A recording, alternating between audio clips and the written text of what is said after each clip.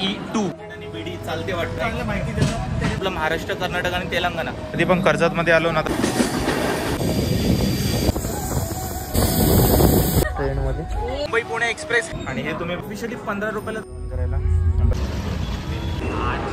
त्याच्या समोर आहे मेट्रो. उबेर गेली आहे, ऑटोवाले स्कॅम करतात. बस स्टँड त्याच्यावरती मेट्रो 23 ला यायचंय. एसी राजधानी आणि ती तिकीट घेतले 590 सीट भेटतात. 2x2चं कॉम्बिनेशन. बॅग ठेवण्यासाठी पण चांगला. बस निघाली आहे श्रीशैलमसाठी. जो मुंबई पासून हैदराबाद पासून श्रीशैलम पर्यंतचा जो ब्लॉग होता. नमस्कार मंडळी, हर हर महादेव. मी विशाल पुन्हा एकदा हजर आहे आपल्यासाठी आणखीन एक नवीन ब्लॉग घेऊन. मंडळी, आपण चाललो आहोत श्री मल्लिकार्जुन महादेवांचे दर्शन घेण्यासाठी, जे 12 ज्योतिर्लिंग पैकी एक ज्योतिर्लिंग आहे. आपला प्रवास चालू होणार आहे कल्याण पासून ते हैदराबाद पर्यंत. श्रीशैलम पर्यंत कसं जायचं सर्व काही डिटेल्स तुम्हाला या ब्लॉग मध्ये पाहायला भेटणार आहेत.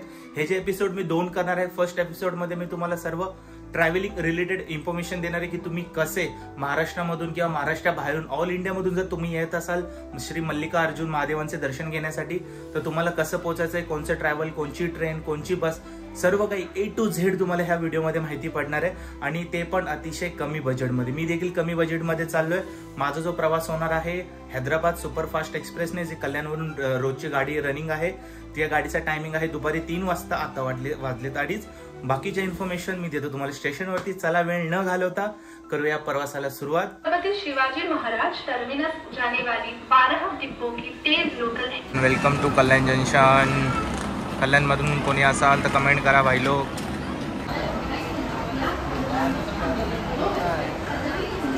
मुंबईवरून हैदराबादला डेली रनिंग करते गाडी.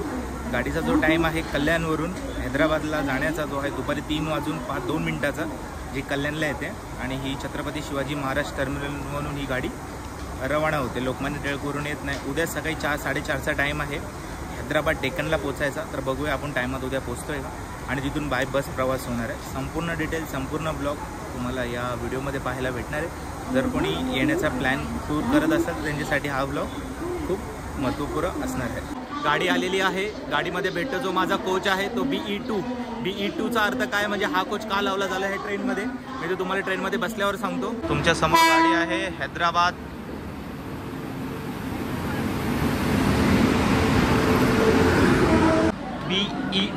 BE2 डब्याचं नाव आहे BE2. आणि जी मला ह्यावेळी जी मला सीट भेटली ती अप्पर सीट भेटली आहे, लोअर नाही भेटली आहे. सो चला ट्रेनच्या आतमध्ये प्रवास करतो. प्रवास म्हणजे सध्या तरी ट्रेन मला खालीच दिसते आणि अजून तरी गाडी खालीच आहे. माझी सीट शोधूया, सीट शोधावं लागेल. आणि थर्ड AC. गाडीमध्ये आल्या वास आलाय बीडीचा, म्हणजे गाडीमध्ये सिगरेट आणि बीडी चालते वाटतं. सो गाडी अशा पद्धतीने खाली आहे. सेम एक मिरर, वॉश बेसिंग कशी आहे, रनिंग पाणी आहे 2 साईडला, लेटरिंग वगैरे त्या साईडला अदर कोच आणि या साईडला मी आहे. बाकी पेंट्री कार वगैरे ह्या गाडीत आहे का नाही ते बघूया. गाडीमध्ये फक्त स्लीपर कोचचे 2 कोच भेटतात, बाकी गाडी फुल AC आहे. मी ज्या कोचमधून चाललो तर BE2चा अर्थ म्हणजे एक्स्ट्रा कोच लावला जातो गाडीमध्ये.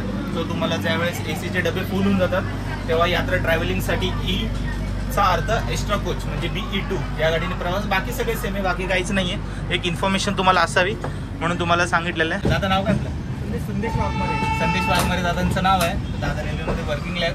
सो हे पण ट्रॅव्हल करतात. आता हे माझे सबस्क्रायबर झाले. सो त्यांनी मला त्यांनी सबस्क्राईब केलेले चॅनल. खूप चांगलं माहिती देतात, त्याच्याबद्दल माहिती घ्या. सर्व चांगलं करा. बस धन्यवाद, त्याच्याबद्दल धन्यवाद. सर्वच धन्यवाद. सबस्क्राईब करा आणि लाईक करा, शेअर पण करा. तुम्हाला माहिती भेटेल. धन्यवाद, थँक्यू. आपल्या महाराष्ट्रातूनच जाते, म्हणजे जसं काही आता ही गाडीचा पुढचा स्टॉप आहे लोणावळा. म्हणजे कर्जतला गाडी थांबणारच, कारण गाडीच्या मागे जे इलेक्ट्रिक इंजिन लावावे लागतात घाट चढण्यासाठी. मग गाडी पुणे, कुरडवाडी, सोलापूर, वाडी असं करून गाडी कर्नाटकमधून गाडी तेलंगणा जाईल. नॉर्मल 3 राज्य कव्हर होतील फक्त, आपलं महाराष्ट्र, कर्नाटक आणि तेलंगणा. ही असते खालची साईड लोअर, जी माझी नाही आहे. माझी आहे साईड अप्पर, जिथे आता मी माझी बॅग ठेवलेली आहे. आणि इकडे एक पाण्याची बॉटल आहे, कोणाची देव जाणे, काढली पण नाही आहे ती. तशी क्लिनिंगमध्ये गाडी नाही आहे बरोबरी. सो आता काय कसं तरी आपल्याला ट्रॅव्हल करावंच लागले हैदराबादपर्यंत.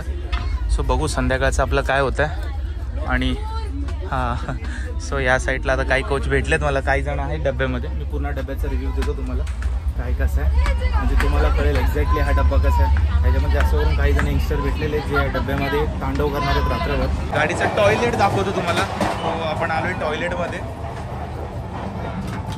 सो भाई गाडी फास्ट आहे. कसं वाटतं तुम्हाला नक्कीच कळवा. बाथरूममध्ये सेम जो आपला असतो तो पुचपुच हँडवॉश, पाणी आहे, नीट अँड क्लीन डब्बा आहे. गाईस माझ्या आईचा फोन आला आहे, सो मी तुम्हाला नंतर कॉल करतो. सॉरी, मी तुम्हाला नंतर भेटतो.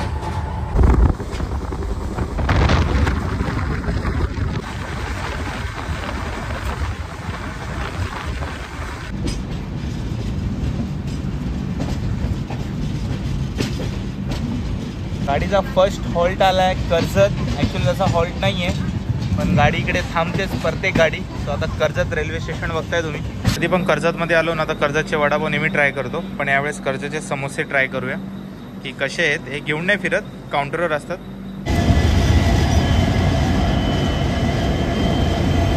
घर से येण्याच्या वेळेस हमारे आई ने हमको डब्बा दिया है जो रात को इसको खाएंगे, भाजी और चपाती मस्त भी.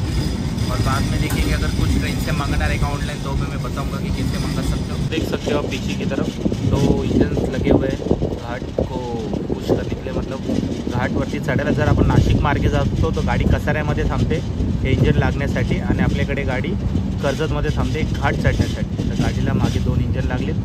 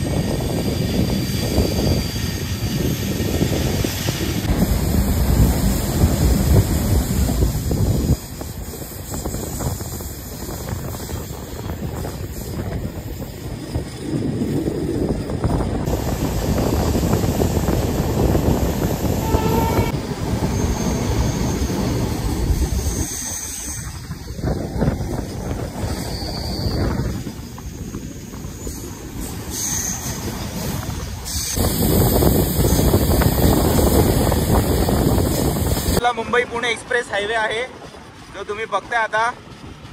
Mumbai Pune express highway.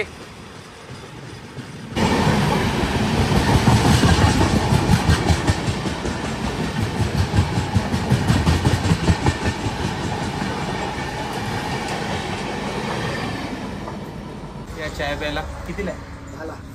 10 रुपयाला. आपण महाराष्ट्रामध्ये जी चाय पितो ना त्याची खास बात ही असते ना, त्याच्यामध्ये अद्रक मस्त असतं आणि तो चाय चवदार असतो. जो महाराष्ट्राच्या आतमध्ये कोणची पण गोष्ट खाण्यापिण्याची घेतली तर महाराष्ट्रामध्ये A to Z भेटते. कारण गाडी नंतर सोलापूर क्रॉस केले, गाडी कर्नाटकमध्ये जाते, मग तेलंगणा, मग काय चव विसरून जायची काही दिवस. स्टॉप आला आहे लोणावळा. आता गाडी लोणावळ्यामध्ये पोहोचलेली आहे. सेलिब्रेशन झालंच पाहिजे.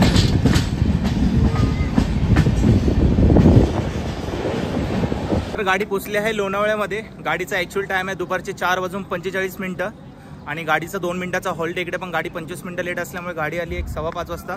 आणि मी सध्या आहे लोणावळ्या स्टेशनला. पुढचं स्टेशन आहे पुणे. ट्रेन नंबर आहे 22732. हैदराबाद एक्सप्रेस आहे, सुपरफास्ट एक्सप्रेस नाही आहे ही. नॉर्मल एक्सप्रेसने आपल्याला प्रवास करावा लागतो. ट्रेनचा नंबर वरती दिलेला आहे. आजी चणे विकते या वयामध्ये. आजीचा हार्डवर्क आहे. सल्यूट आजी बाई. असं काय मला अप्पर सीट भेटलेली आहे. विंडो सीट पाहिजे होती पण नाही भेटली. एन टायमाला तिकीट काढली होती ना त्याच्यामुळे. चला जे काय आहे आनंद आहे. RSC तर नाही लागला. RSC मध्ये हालत खराब होते.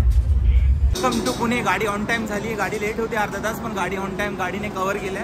सो आता पुण्यामध्ये आहोत. संध्याकाळचे 6 वाजलेत. हे 10 मिनिटाचा हॉल्ट आहे पुणे स्टेशनला. आणि तुम्ही पुण्याचं स्टेशन बघताय कसं एकदम गजबजलेलं आहे. ही जी लाईन तुम्ही बघताय ही वाली लाईन ही जाते आपल्या कोल्हापूरला. कोल्हापूर येणारी लाईन आहे. आता कोल्हापूर टाटा आणि ही आहे आपली सोलापूर साईड म्हणजे कर्नाटकात येतो. गाडी आपली वेगाने जाईल. सो पुणेला करूया टाटा. रात्रीचे वाजत आले, संध्याकाळ झाली आहे, 6:30 झाले. भेटूया मेन जंक्शनला. सोलापूरला मध्ये 4 स्टेशन आहे, त्यानंतर कवर करू ट्रेनमध्ये. आज झाले, आता जेवण घेऊ इथे. Third AC journal.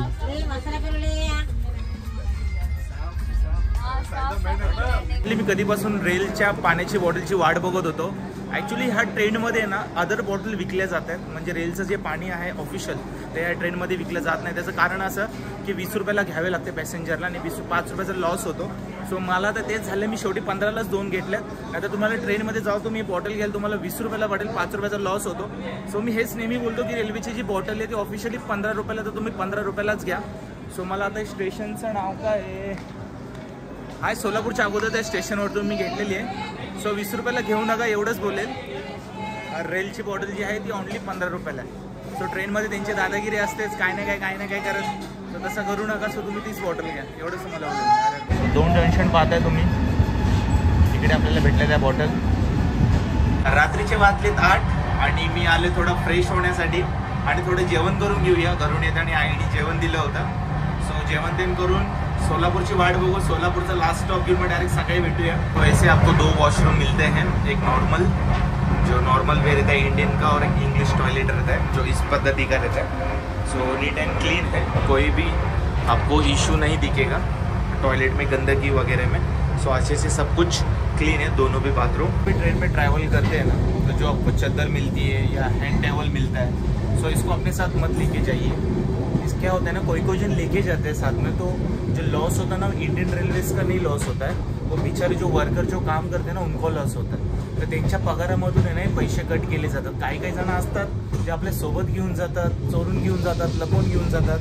सो ऐसा मत कीजिए, क्योंकि इंडियन रेलवे को इसको कुछ भी फर्क नहीं पड़ता है. ना ही उनका 1 रुपये भी कट होता है. जो कट होता है पेमेंट वो इन बेचारों का होता है. तो उसने बताया इसकी वजह से हर किसी को ये टावल नहीं देते, क्योंकि इसके पहले बहुत सारे ऐसे गुम या चोरी हो चुके हैं. सो अभी अगर प्रवास करोगे तो यूज होने के बाद उनको दे दिया करो. जिथे कोणी सुद्धा नाही आहे या गाडीला हॉल्ट दिलेला आहे. केम स्टेशनचं नाव आहे, महाराष्ट्रामधलं स्टेशन आहे. आणि तुम्ही बघताय अशा जेवण करायला बटाट्याची भाजी आणि चपाती घरातून येतानाच आणली होती. त्यामुळे ट्रेनचं तर सध्या काय मागवलं नाही आहे. आणि अप्पर सीटचा हाच प्रॉब्लेम येतो ना, बसता येत नाही. तुम्ही बघताय म्हणजे खालती लोअरला तरी कसं आरामशीर जेवू शकतो, पण इकडे येत नाही जेवण्यासाठी. सो अशा पद्धतीने जेवण आहे घरचं. जेवूया, भेटतं सोलापूरमध्ये. गाडीचा सोलापूर स्टॉप आहे आणि इकडे लास्ट म्हणायचं जेवणाचं जर काही घ्यायचं झालं तर, कारण आपल्या महाराष्ट्राचं हे स्टेशन आहे आणि अजून एक पुढचं स्टेशन आहे, त्याच्या पुढे जेवण डायरेक्ट कर्नाटक आणि डायरेक्ट तेलंगणामध्ये होणार आहे. सो माझ्या मागे कॅन्टीन आहे, जर काही घ्यायचं झालं तर आपल्याला कॅन्टीनमध्ये ते जेवण भेटू शकते, तर तुम्ही बघताय. आणि या साईडला जे आपलं जो कोच आहे आता हा कसा आहे B3 नॉर्मल आहे, जसं तुम्ही बघताय हा B4 आहे, पण आपला कोणता आहे BE2 आहे. त्याच्यामध्ये 2 एक्स्ट्रा कोच लावण्यात आले आहेत. गाडीमध्ये पेंट्री कार नाही आहे, तर पेंट्री कार नसल्यामुळे जेवणाचा थोडा प्रॉब्लेम आहे. सो घेऊया काहीतरी जेवणासाठी, जाऊया. इकडे काही झाला मला मित्र पण भेटलेत जे फिल्म सिटीमध्ये आहेत. पहिलं फक्त बाकी काय नाही. डायरेक्ट उद्या सकाळी आपल्याला पोचावं लागेल 4:30 वाजता हैदराबाद डेक्कनला. पुढचा प्रवास इकडे कंटिन्यू करू. आता मी ब्लॉग इकडे थांबवतोय कारण रात्रीचे 10:30 होत आलेत. सो डायरेक्ट सकाळी भेटतो हैदराबाद डेक्कनला, मग तिकडून बसचा प्रवास करूया. तर हा काय होता ट्रेनचा प्रवास. तुम्हाला मी आतमध्ये ते बाथरूम दाखवतो की कसं सत्यानाश करून टाकले लोकांनी. म्हणजे सुशिक्षित लोक आहेत, शिकलेले लोक आहेत, तरी ते एवढं घाण कसं करू शकतात, कसे राहू शकतात मला पण कळत नाही. सो मी ते तुम्हाला दाखवतो आतमध्ये, ट्रेनच्या आतमध्ये.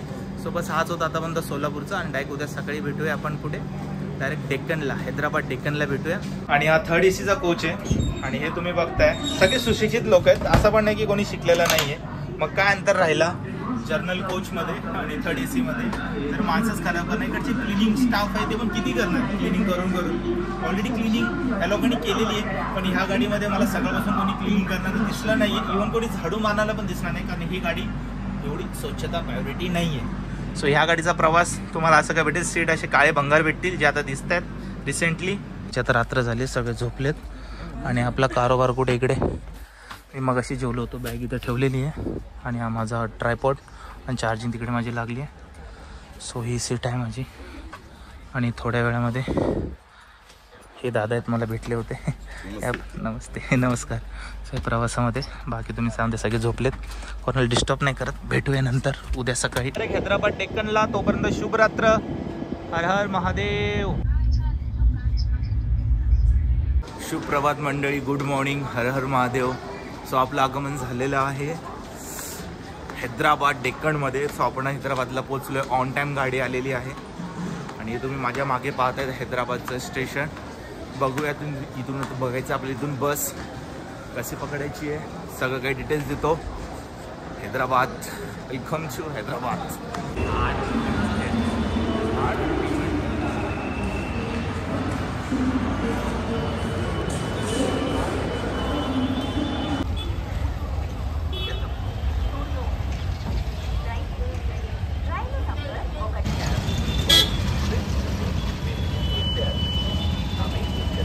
हैदराबाद स्टेशनला उतरल्याच्या नंतर जर आपल्याला मेट्रोने जायचं आहे बस स्टँडला, तर तुम्हाला मेट्रो स्टेशन दाखवतो.